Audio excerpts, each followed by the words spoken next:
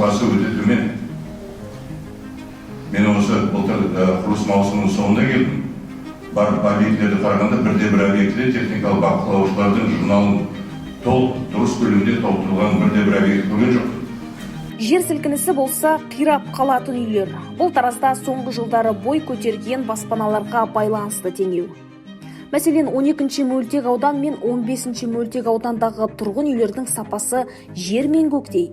Осылай деген қала әкімі биылдан бастап барлық құрылыс мекемесі қатаң қадағалауда болатынын ескертті. Ал жауаптылар қандай зардап шегеді.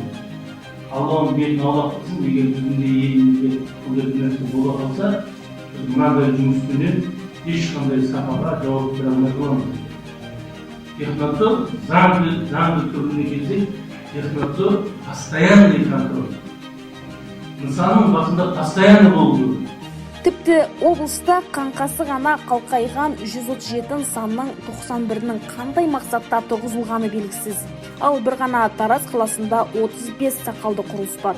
Оның тек 5-еуі ғана пайдалануға берілген. Мен ешқайсыңды қорқытып отырған жоқ. Бірақ мен сізге айтайын.